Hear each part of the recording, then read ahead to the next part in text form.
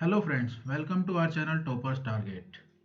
आज हम लोग लेके आए हैं एक और वीडियो जो कि है टॉपिक नेशनल करिकुलम फ्रेमवर्क 2005 पर, यानी कि राष्ट्रीय पाठ्य चर्चा रूपरेखा 2005, जो एनसीएफ 2005 के नाम से जानी जाती है। आइए जान लेते हैं इसके बारे में डीपली नेक्स्ट स्लाइड से। जी, सबसे पहली बात तो ये कि हम एनसीएफ 2005 पर वीडियो क्यों लाए हैं, इसको पढ़ने का कारण क्या है। यूपी टेट और सी टेट दोनों में ही इससे रिपीटेड क्वेश्चन आते हैं और उसी के लिए हम लोग ये वीडियो लाए हैं, क्योंकि सी टेट में भी बार बार इससे क्वेश्चन जरूर आ रहा है। हर एक शिफ्ट में क्वेश्चन पूछा जा रहा है, चाहे वो प्राइमरी लेवल का हो चाहे वो जूनियर लेवल का हो। तो जान लेते हैं सबसे पहले कि एनसीएफ 2005 है क्या। एनसीएफ होता क्या है, ये एक शिक्षा के क्षेत्र में प्रमुख दस्तावेज है जिसे एनसीईआरटी जारी करती है। तो अगर सबसे पहले पूछा जाता है कि एनसीएफ यानी कि नेशनल करिकुलम फ्रेमवर्क, जो कि इसकी फुल फॉर्म है, एक बार ये भी पूछा गया है कि एनसीएफ की फुल फॉर्म क्या है, तो नेशनल करिकुलम फ्रेमवर्क, राष्ट्रीय पाठ्यचर्या रूपरेखा 2005 जो आई थी। तो ये एक शिक्षा के क्षेत्र में प्रमुख दस्तावेज है जिसे एनसीईआरटी जारी करती है। ये क्वेश्चन भी पूछा गया है कि एनसीएफ होता क्या है, तो ये शिक्षा के क्षेत्र का एक प्रमुख दस्तावेज है। इसे जारी कौन करता है, इसको जारी एनसीईआरटी करती है। दूसरा एक क्वेश्चन अभी ये भी आया है रिसेंटली कि जो 2005 का एनसीएफ है वो कौन सा है, यानी कि वो किस नंबर का है, तो वो हमारा जो है फोर्थ यानी कि चौथी राष्ट्रीय पाठ्य चर्चा की रूपरेखा है, जो 2005 में प्रकाशित हुई थी एनसीईआरटी के द्वारा। इससे पहले जो आई थी, एक आई थी वो 1975 में, एक 1988 में और एक सन 2000 में आई थी। तो यहाँ से चार क्वेश्चन जो आपके बनते हैं मेनली। एनसीएफ की full form, national curriculum framework कब आया था, ये 2005 में आया था। उससे पहले तीन और आए हैं जो है 1975, 88 और 2000 में। इस ये जारी कौन करता है, इसको एनसीईआरटी जारी करता है। और ये होता क्या है, एक शिक्षा के क्षेत्र का प्रमुख दस्तावेज होता है जिसके अंदर स्कूलों के लिए पाठ्यक्रम, पाठ्य पुस्तकें और शिक्षण प्रथाओं के लिए एक दिशा निर्देश के रूप में कार्य करता है। ये जो है इसमें दिशा निर्देश दिए जाते हैं, पाठ्यक्रम, पाठ्य पुस्तकों का कंप्लीट विवरण होता है। अब जो 2005 में एनसीएफ आया था वो कैसे कैसे और किस रिपोर्ट के आधार पर आया था, तो ये पिछली सरकारों द्वारा जो रिपोर्ट जारी गई थी, इसमें learning without burden, national policy of education 1986-92 और फोकस ग्रुप डिस्कशन पर जो अपनी नीतियों जो आधारित थी गवर्नमेंट की, उन नीतियों के आधार पर इसको 2005 में जो है पेश किया गया था एनसीईआरटी के द्वारा, जिसके लिए basically 21 national focus group position papers को प्रकाशित किया गया था। तो एक बार ये क्वेश्चन भी पूछा गया है कि कितने national focus group position papers जो है पब्लिश किए गए थे, तो 21 पेपर जो है पब्लिश किए गए थे। और एक सबसे ज़्यादा जिसमें रिपीटेड क्वेश्चन पूछा जाता है कि एनसीएफ कमेटी के अध्यक्ष कौन थे, तो ये जो है इसका आंसर जो होता है वो होता है प्रोफेसर यशपाल, यानी कि प्रोफेसर यशपाल 2005 जो एनसीएफ आया था नेशनल करिकुलम फ्रेमवर्क, उसके जो है कमेटी के अध्यक्ष थे। दूसरा इसमें क्वेश्चन ये भी पूछा जाता है कि एनसीएफ कमेटी के उस टाइम पे निदेशक, यानी एनसीईआरटी के उस टाइम पे निदेशक कौन थे, तो ये थे कृष्ण कुमार, उस टाइम पे जो है एनसीईआरटी के निदेशक थे। इसमें कंफ्यूज होने की कोई ज़रूरत नहीं है, ये चीज़ हमें याद रखना है कि अध्यक्ष पूछा जाता है तो प्रोफेसर यशपाल, और अगर निदेशक पूछा जाता है तो कृष्ण कुमार। आइए जानते हैं इसके बारे में बाकी और डिटेल से नेक्स्ट स्लाइड में। तो बेसिकली है क्या ये, इसमें कितनी मतलब जो है भाषाओं का जिक्र किया गया हुआ है, तो एनसीएफ में जो है बेसिकली 8वीं अनुसूची में जो हमारी टोटल 22 भाषाएं आती हैं, उसमें जो है इसको अनुवादित किया गया है। और इसे 17 राज्यों में पाठ्यक्रम जो है प्रभावित किए गए हैं या प्रभावित होते हैं इससे 17 राज्यों के पाठ्यक्रम। तो इसमें एक क्वेश्चन ये भी बन जाता है कि कितनी भाषाओं में इसको अनुवादित किया गया है, तो 22 भाषाओं में जो है इसको अनुवादित किया गया। वो कौन कौन सी भाषाएं, जो सारी आपकी 8वीं अनुसूची में आती हैं, वो सारी भाषाओं का इसमें जिक्र किया गया है। एक क्वेश्चन इसमें और मेन जो आता है इसमें नोट्स में दिया हुआ है, और वैसे भी क्वेश्चन पूछा जाता है कि एनसीईआरटी ने सभी राज्य को अपनी स्थानीय भाषा में एनसीएफ को बढ़ावा देने के लिए ₹10 लाख का अनुदान प्रदान किया है, जिससे कि वर्तमान पाठ्यक्रम की तुलना में प्रस्तावित सिलेबस से जो है और प्रभावी योजनाएं बनाई जा सकें और इस चीज को में सुधार लाया जा सके। तो यह है कि सुना एनसीईआरटी हर एक राज्य को कितना पैसा देती है, तो ₹10 लाख प्रत्येक राज्य को एनसीईआरटी देती है इस चीज को प्रमोट करने के लिए। भी ये क्वेश्चन पूछा गया है। और इसमें जो है एनसीईआरटी जो है वो डाइट में और जो आपके मतलब जो है शैक्षिक अनुसंधान और प्रशिक्षण केंद्र हैं, उनको जो है दिशा निर्देश देती है, और वो राज्य परिषदों के सहयोग से जो है इस एनसीएफ 2005 को जो है वो आगे अनुपालन कराते हैं राज्य स्तर पर। जी, आगे देख लेते हैं इसके बारे में नेक्स्ट स्लाइड में। तो एनसीएफ की उत्पत्ति हुई कैसे है? एनसीएफ 2005 की जो उत्पत्ति हुई है, या जो इसका जो मेन थीम है, वो डॉक्टर रविंद्रनाथ टैगोर जो हमें उनकी एक निबंध है सभ्यता एवं प्रगति, उसको आधार मानकर जो है इसको जो है उत्पत्ति जो है की गई है एनसीएफ 2005 की। या जो एनसीएफ 2005 का जो आधार माना गया है वो रविंद्रनाथ टैगोर का सभ्यता एवं प्रगति जो एक निबंध है उसको मानकर की गई है। तो ये क्वेश्चन भी कई बार पूछा गया है कि पहले तो ये पूछ लिया जाता है कि जो सभ्यता व प्रगति है वो क्या है, वो उपन्यास है, निबंध है या क्या है। तो उसका एक आंसर आता है, इसका निबंध है, ये निबंध है जो है सभ्यता व प्रगति। कई बार इसका नाम पूछ लिया जाता है और कई बार पूछ लिया जाता है कि ये किसका था, तो ये रविंद्रनाथ टैगोर का था। जी, इसमें जो है एनसीएफ के लिए टोटल मिला के 23 जो है प्रोफेसर सदस्यों की टीम थी। और इसमें टोटल अगर बात कर लें तो प्रोफेसर जो थे वो 23 थे। और अगर पूरी टीम की बात कर लें तो इसमें टीम में कितने सदस्य थे, कई बार पूछा गया है, तो वो टीम में टोटल 38 सदस्य थे। अगर टोटल टीम पूछा जाता है तो उसका आंसर आता है 38। अगर इसमें पूछा जाता है कि यूजीसी के कितने पूर्व अध्यक्ष प्रोफेसर थे इसमें, तो उसका आंसर आता है 23। ये दोनों चीजें भी हम लोगों को याद रखनी चाहिए। इसी के साथ जो है इसमें 21 बिंदुओं पर, राष्ट्रीय बिंदुओं पर जो है एक कमेटी की रिपोर्ट में जो एमएचआरडी को पेश की गई थी वो जो है डिस्कस किया गया है। तो 21 राष्ट्रीय बिंदुओं को मद्देनजर रखे एनसीएफ जो है 2005 का निर्माण हुआ है। टोटल इसमें जो है 22 भाषाओं का जिक्र है, या 22 भाषाओं में इसको अनुवादित किया गया है, जो कि 8वीं अनुसूची में आती हैं 22 भाषाएं टोटल। जी, देख लेते हैं फिर नेक्स्ट स्लाइड में। इसके इसमें नेक्स्ट स्लाइड में इसके जो है उद्देश्य को बताया गया है। तो सबसे मेन चीज है इसमें जो 5 बेसिक उद्देश्य है इसके, वो क्या है कि जीवन एवं ज्ञान के माध्यम की दूरी को कम करना है। यानी कि जो हमारा मूल जीवन है और जो हमारा ज्ञान है उनकी दूरी को कम करना है। यानी कि ज्ञान जो भी हो वो जीवन से जोड़ के हम लोगों को देखना है। दूसरा है कि इस प्रक्रिया में बच्चों के विद्यालय जीवन को बाहरी जीवन से जोड़ना है। जो विद्यालय में जो भी वो सीख रहे हैं उसको बाहर या सामाजिक लाइफ से उसके जोड़ के पेश करना है। ये भी इसका मुख्य उद्देश्य है। साथ ही साथ जो है इस अधिगम प्रक्रिया के माध्यम से विद्यार्थियों को रटने की प्रणाली से मुक्त करना है। जो कि सिलेबस दे दिया, नोट्स दे दिया, जो भी पढ़ रहे हैं उसको रटाते थे, रटाना नहीं है। और उसका सर्वांगीण विकास या चहुमुखी विकास को मद्देनजर रखते हुए उसकी जो है रटने की प्रक्रिया को बंद करते हैं, उसको आसपास से जोड़ के सारी चीज़ों को हमें जो है ज्ञान देना है, बच्चे का सर्वांगीण विकास करना है, इसका मुख्य उद्देश्य है। साथ ही साथ इसमें क्या है, शिक्षा प्रणाली में सुधार लाने के लिए एक ऐसा पाठ्यक्रम है उसका जो लक्ष्य रखा गया है जिससे कि जो कि शिक्षक केंद्रित ना हो के विद्यार्थी केंद्रित हो, साथ ही साथ वह लचीला हो, फ्लेक्सिबल हो, जिससे कि बच्चा ज़्यादा से ज़्यादा सीख सके।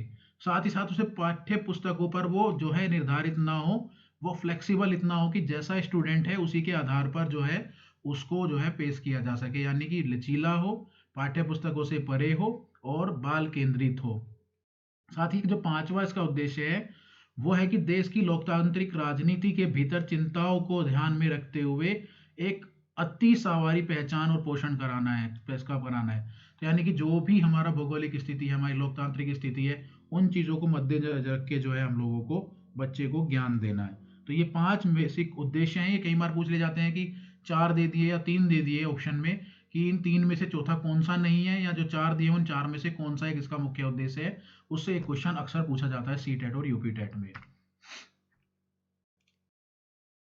जी, अब देख लेते हैं नेक्स्ट स्लाइड में।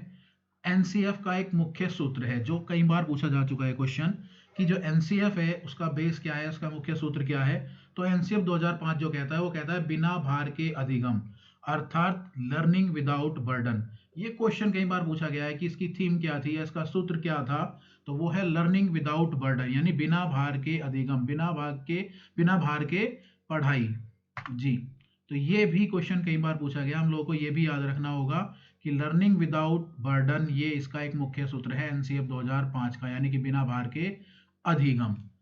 और इसमें जो है एनसीएफ 2005 के अनुसार जो है पाठ्यक्रम शब्द को 2 भागों में बांटा गया है। एक को बोला गया है पाठ्य और दूसरे को बोला गया है क्रम, यानी कि इसका संधि विच्छेद कर दिया गया है। तो इसमें जो है पाठ्य का जो अर्थ है वो दिया हुआ है पढ़ने से, यानी पढ़ने योग्य सामग्री से, तथा क्रम का जो अर्थ पेश किया गया वो क्या है, एक निश्चित व्यवस्था या निश्चित क्रम में, यानी कि पढ़ने योग्य जो सामग्री है उसका एक निश्चित क्रम को जो है पाठ्यक्रम बोला गया है। और यही चीज जो है फ्रोबेल ने भी मतलब इसी तरीके से बताया था इस चीज को, या बोल सकते हैं कि फ्रोवेल ने जो एक नियम दिया था कि पाठ्यक्रम जो है समस्त मानव जाति के गुणों का सार है, वहीं से इस चीज को बेस मान के बोला गया कि पाठ्यक्रम यानी कि पाठ्य प्लस क्रम, यानी पढ़ने योग्य सामग्री को एक क्रम अनुसार या निश्चित व्यवस्था में सीखना जो है वो पाठ्यक्रम है। इसी के अनुसार जो है पाठ्यक्रम को भी सुलभ और जो है बच्चों पर आधारित बनाया गया है, और समझाने का और उसको जो है जीवित करने का या मतलब उसको जीवन में रखने का, उपयोगी बनाने का एक सरल तरीका इसमें बताया गया है। और सारा का सारा मेन चीज ये रखाया गया है कि बालक के प्रति जो है दृष्टिकोण, प्रत्येक बच्चे को सीखने की गति सभी की अलग अलग होती है, यानी हर बच्चा का अपना अपना जो है एक मेंटल लेवल है, उसकी जो एक स्पीड है, उसी को देखते हुए हम लोगों को जो भी करिकुलम बनाना है, जो भी पाठ्यक्रम बनाना है, जो भी पाठ्यचर्या बनानी है, वो बच्चे को देखकर हो और इतनी फ्लेक्सिबल हो कि वो इंडिविजुअल टू इंडिविजुअल अलग अलग हो।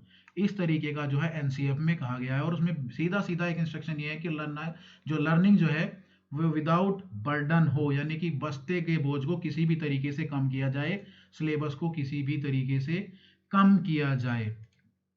ये जो है बेसिक है एनसीएफ 2005 का। और इस जो है एनसीएफ 2005 के 5 मुख्य सिद्धांत हैं, जो पूछा जाता है कि कई बार क्वेश्चन इस तरीके से आ जाता है कि एनसीएफ 2005 के कितने मुख्य सिद्धांत हैं, तो 5 मुख्य सिद्धांत हैं। उनमें से क्या है कि ज्ञान को जो है बाहर के जीवन से जोड़ना, यानी कि जो भी बच्चा सीख रहा है, किताबों में पढ़ रहा है, उसको सामाजिक कैसे करें, उसे बाहर के वातावरण से कैसे जोड़े, उसकी लाइफ में, रियल लाइफ में उसको कैसे कनेक्ट करें।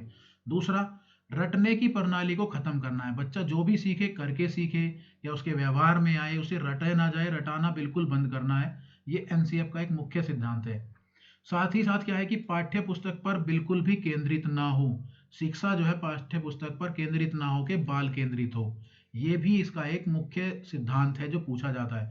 एक बार एक क्वेश्चन पूछा गया था कि इनमें से कौन सा जो है एनसीएफ 2005 का सिद्धांत नहीं है, तो हम लोग ये देख लेते हैं कि कौन कौन से हैं। जो भी इस ऑप्शन से बाहर आ जाता है उसको हम सेलेक्ट कर लेते हैं, या बोल दिया जाता है कि इनमें से कौन सा है, कोई एक दे दिया जाएगा और उसको जो है हम लोगों को सेलेक्ट करना होता है। तो ये 5 पॉइंट हम लोगों को मेनली याद करने होंगे।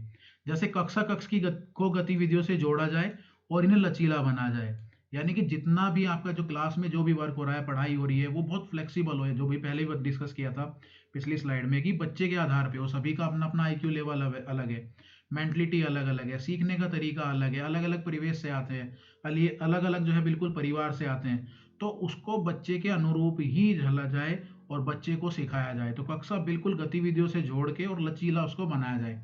सबसे इंपॉर्टेंट जो पॉइंट आता है वो लास्ट वाला, ये कि राष्ट्रीय महत्व बिंदु को पाठ्यक्रम में शामिल किया जाए, साथ ही भाषा अंग्रेजी या एक आधुनिक भारतीय भाषा भी हो, यानी कि जो भी वहाँ पे राष्ट्रीय बिंदु जो हमारे हैं, जैसे कि मातृभाषा में उसको सिखाया जाए, और उन सब चीज़ों को साथ में एक आधुनिक भाषा भी उसको, जैसे कि एक इंटरनेशनल लैंग्वेज है इंग्लिश, उसको भी सिखाया जाए। तो ये 5 बेसिक उद्देश्य हैं जो अक्सर पूछे जाते हैं एनसीएफ 2005 से।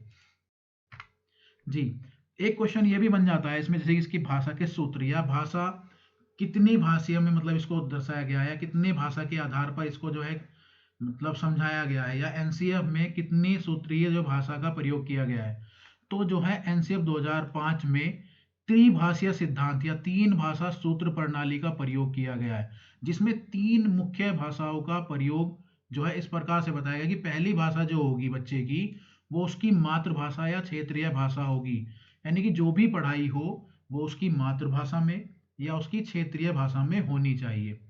साथ ही साथ जो है उसकी दूसरी जो भाषा हो वो हिंदी भाषी राज्यों में, या तो मतलब जो है हिंदी, या उसकी दूसरी कोई आधुनिक भाषा जैसे कि इंग्लिश हो सकती है वहाँ पे, जो एक इंटरनेशनल लैंग्वेज है, तो वो हो दूसरी भाषा हिंदी या अंग्रेजी होनी चाहिए। अगर क्षेत्रीय भाषा उसकी कोई मातृभाषा जैसे कि तेलुगु है, पंजाबी है, तो उसके साथ में वो हिंदी, या अगर हिंदी है तो हिंदी के साथ में दूसरी भाषा अंग्रेजी हो। और तीसरी भाषा जो होगी उसकी, वो उसके राज्यों में जो भी भाषा बोली जाती है, जैसे कि हिंदी भाषा राज्यों में, तीसरी भाषा अंग्रेजी, या एक आधुनिक भाषा हम कोई सी भी ले सकते हैं, जैसे कि पंजाबी ले सकते हैं, उर्दू ले सकते हैं, या एक इंग्लिश ले सकते हैं, वो हमें एक तीसरी भाषा भी लेनी है, यानी कि 3 भाषाएं में बच्चे को सिखाया जाए, जिसको बोला जाता है 3 भाषा सूत्र प्रणाली। तो ये क्वेश्चन पूछा जाता है कि कितनी सूत्र प्रणाली जो है एनसीएफ 2005 में जिक्र किया गया है, तो 3 सूत्र प्रणाली का या 3 भाषाओं का जो है मेन जिक्र किया जाता है, जो उसमें एक क्षेत्रीय भाषा है और एक हिंदी या इंग्लिश, इंग्लिश को इंटरनेशनल लैंग्वेज और हिंदी को उसकी राज्य या राष्ट्रीय भाषा के तौर पर देखा जाए। उसके बाद है कि इसके में पाठ्यक्रम के क्या क्या क्षेत्र होंगे। तो जो है उसमें एनसीएफ 2005 में साफ साफ जिक्र किया गया है कि बच्चा जो है गणित भी सीखे, विज्ञान भी सीखे, सामाजिक विज्ञान भी सीखे, स्वास्थ्य और शारीरिक शिक्षा भी ले, कंप्यूटर पे भी जो है कंप्यूटर की भी जो है वो डिटेल्स ले और कंप्यूटर के बारे में भी पढ़े, यानी आधुनिक युग से भी वो जुड़े, और साथ साथ में जो है कला शिक्षा, कला का भी ज्ञान ले, और अपना जो भी उसका जो है दिमाग को विकसित करने के लिए, संस्कृति से जुड़ने के लिए कला को भी मेन फोकस में रखा गया है।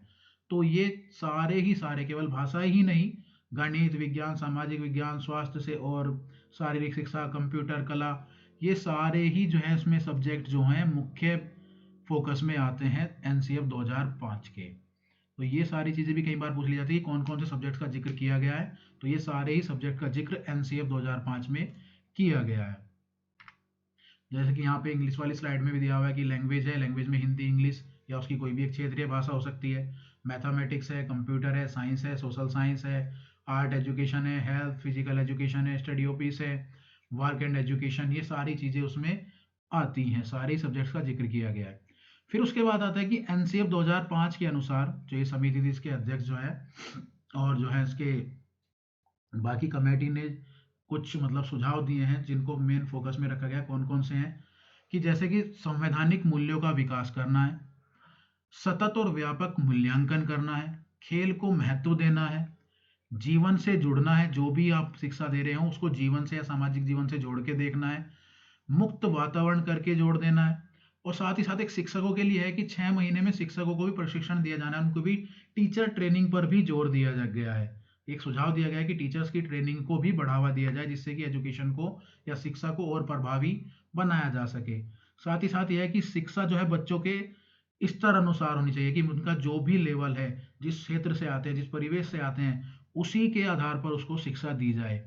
और साथ ये भी है कि मोटी मोटी किताबें ना हो, किताबें को बेकार माना गया है, उसको सामाजिक, सांस्कृतिक, जो भी साहित्यिक या एडवांस नॉलेज प्लस उसको रोजगार की शिक्षा दी जाए, रोजगार पर एक शिक्षा दी जाए, ना कि उस पर मोटी मोटी किताबों का बोझ डाला जाए। जैसे कि इसमें बोला भी था कि क्या थीम थी, तो एक थीम ये थी कि लर्निंग विदाउट बर्डन, शिक्षा बिना बोझ के, किताबों के बोझ को कम करना है, रोजगार जिससे कि उसको आगे जाके जो है किसी भी तरह की कोई प्रॉब्लम ना आए, रोजगार को देखते हुए उसको शिक्षा दी जाए, चाहे वो उसको कढ़ाई सिलाई बुनाई, कंप्यूटर की, विज्ञान की, मैथ्स की, जैसे भी हो, उसके जो है फ्यूचर में जो काम आने वाली हो, चाहे वो नृत्य की हो, संगीत की हो, चाहे वो एनसीसी हो, इन सभी पर जोर दिया जाए।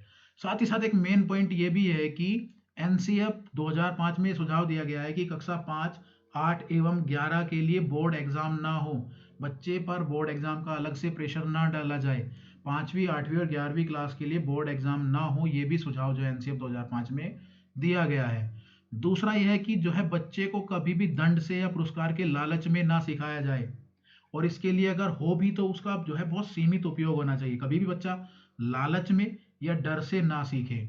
दूसरा है कि मातृभाषा के साथ साथ जो है अंग्रेजी भाषा को यानी इंटरनेशनल लैंग्वेज को भी इसमें जो है मुख्य स्थान दिया गया है, ये भी सुझाव है कि अंग्रेजी भाषा या इंटरनेशनल लैंग्वेज को भी इसमें सिखाया जाए, और बच्चे को पूर्व ज्ञान से जोड़ा जाए और उसका परीक्षा का किसी भी तरीके का उसका डर ना हो, जो बच्चे ने पहले सीखा हुआ है उसी को आगे उपयोगी बनाया जाए, उसी को आगे बढ़ाया जाए, उसके इंटरेस्ट को आगे लेके चला जाए, और परीक्षा के डर को उसके मन से निकाला जाए, बच्चा परीक्षा में शामिल हो अपने आप को एनालाइज करने के लिए, ना कि डर से, या उसको एग्जाम का किसी भी तरीके का कोई फियर ना हो। ये सुझाव जो है मेन सुझाव आते हैं, और ये कई बार क्वेश्चन पूछा भी गया है कि इनमें से कौन सा सुझाव है या क्या है।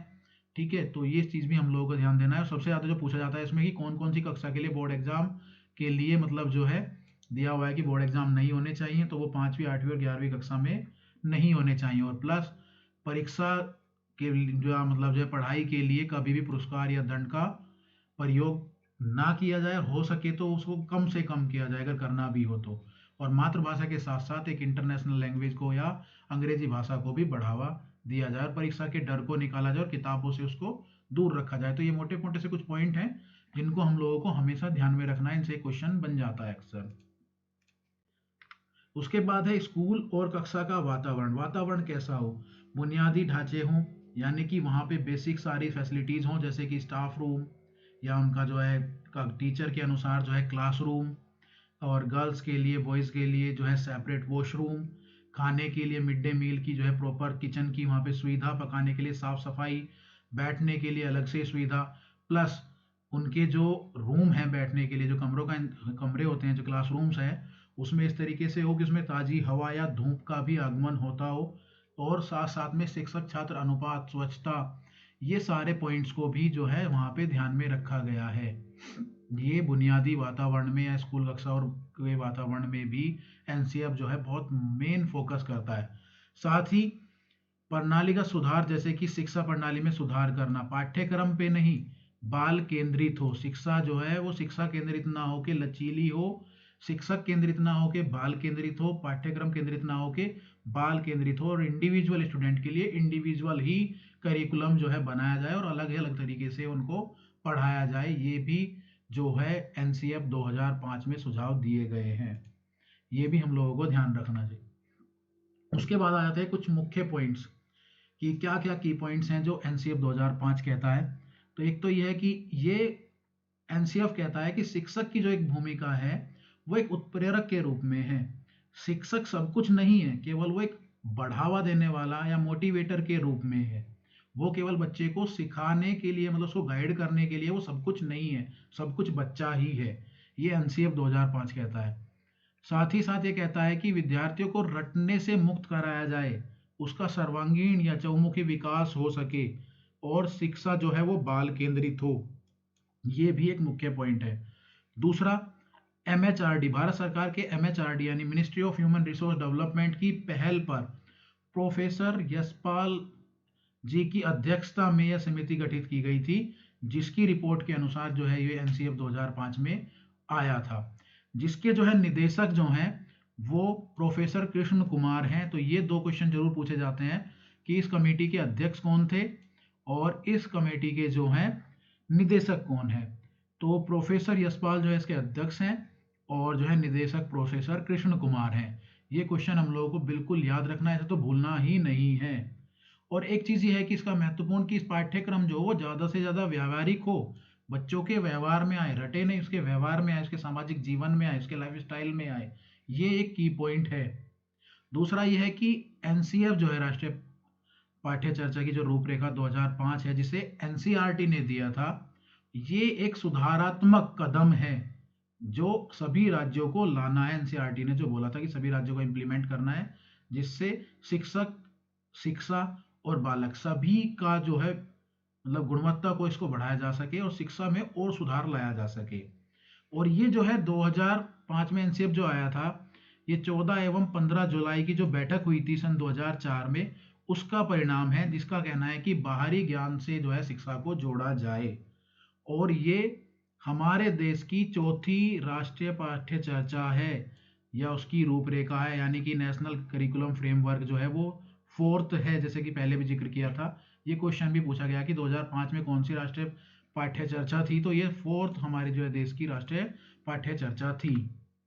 उसके बाद एक की पॉइंट ये भी है कि ये कहता है कि जो बच्चे का जो विकास है, जो ज्ञान है, वो सूत्र जो है उसका है कि ज्ञात से अज्ञात और मूर्त से अमूर्त। यानी कि जो बच्चे को पहले से मालूम है, जो उसका पहले से उसके अंदर ज्ञान है, वहां से स्टार्ट करते हुए जिसको वो नहीं जानता उसके बारे में आगे पढ़ाया जाए। मूर्त यानी कि जिसको देखा जा सके, जिसको सामने हमारे पास विजुलाइज किया जा सके, उससे लेके जिस चीज को हम नहीं देख सकते उसके बारे में, या फिर सरल से कठोर के बारे में हम लोग उसको बच्चे को पढ़ाएं, जिससे शिक्षा बहुत ही सिंपल हो सके। दूसरा यह है कि तनाव मुक्त शिक्षा का वातावरण हो, वातावरण ऐसा हो भय मुक्त हो, बच्चा टीचर से कुछ भी पूछ सके, उसमें किसी तरीके के एग्जाम का या कॉलेज का, अपने स्कूल का कोई भी किसी तरीके का भय ना हो। और एक ये भी कहता है कि अभिभावक कोई भी यह संदेश दिया जाता है कि छोटी उम्र में ही निपुणता की आशंका ना रखी जाए, बालक को क्रिएटिव बनने का मौका दिया जाए, उसको पर्टिकुलर जो है टाइम दिया जाए, जिससे कि वो अपने आप को और निखार सके। उसके अंदर जो भी है, वो कला वर्ग में जाना चाहता है, वो मैथ्स में जाना चाहता है, वो स्पोर्ट्स में जाना चाहता है, ड्राइंग में जाना चाहता है, जो भी उसकी अपनी एक खूबी है या कुदरत ने जो उसको दिया है, उसी को और निखारा जाए, इस चीज पर बल देता है। और दूसरा यह है कि इसमें राष्ट्रीय पाठ्य चर्चा जो कि रूपरेखा 2005 के अनुसार कि बच्चे की जो भाषा है वो मातृभाषा होनी चाहिए, जो स्टार्टिंग है उसकी एजुकेशन की वो मातृभाषा में होनी चाहिए, जिससे वो सिंपल हो। और फिर ये कि इस एनसीएफ की उत्पत्ति कहाँ से या कैसे हुई, तो वो रविंद्रनाथ टैगोर जी के निबंध सभ्यता व प्रगति के अनुसार हुई है, यानी कि उसको बेस मान के सभ्यता व प्रगति निबंध को उसके आधार पर जो है पूरे के पूरे एनसीएफ 2005 को ड्राफ्ट किया गया है। और एक ये पॉइंट है मुख्य कि जो बच्चों का जो है आकलन है वो दैनिक गतिविधियों के आधार पर हो, यानी कि दैनिक गतिविधियों के आधार का जो उनका आकलन है वो एक आकलन का सभी सबसे बेस्ट तरीका है, सबसे अच्छा तरीका है दैनिक आकलन, ना कि उनका एग्जाम या पेपर वर्क। उनको दैनिक एक्टिविटी को उनके आकलन करो, क्या बच्चे को बताया गया, क्या उसने सीखा है, तो ये सबसे बेस्ट है। उम्मीद करते हैं कि एनसीएफ 2005 से आप लोगों के सभी पॉइंट्स जो हैं वो क्लियर हो गए होंगे। इसमें ये चीज़ हमें जरूर याद रखनी है कि इसके अध्यक्ष कौन है, तो अध्यक्ष हमारे जो है प्रोफेसर यशपाल हैं, निदेशक प्रोफेसर कृष्ण कुमार हैं। उत्पत्ति कहाँ से हुई, तो उत्पत्ति रविंद्रनाथ टैगोर के निबंध से हुई है। इसका जो है कितनी भाषीय सिद्धांत है, 3 भाषीय सिद्धांत है, ठीक है। और जो एक करिकुलम वर्ड, एक क्वेश्चन एक बार पूछा गया था, अभी याद आ गया है कि करिकुलम वर्ड जो है कौन सी भाषा का है, तो ये याद रखना है कि करिकुलम वर्ड जो है वो लैटिन भाषा का है, इसे कहीं नोट कर लीजिएगा। दूसरा, इसमें जो है एनसीएफ में एक पॉइंट ये भी आता है कि लर्निंग विदाउट बर्डन, यानी कि शिक्षा बिना बोझ के, ये इसकी मेन थीम है। और शांति के लिए शिक्षा, ये वर्ड्स हम लोगों को याद रखने हैं जिनसे हमारे क्वेश्चंस बनते हैं।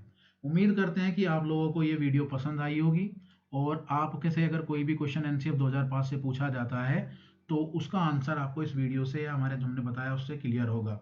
अगर वीडियो अच्छी लगी है तो हमारी जो है वीडियो को लाइक कर देना, चैनल को सब्सक्राइब कर देना और इन नोट्स को पाने के लिए हमारे टेलीग्राम ग्रुप को ज्वाइन कर लेना। Thank you.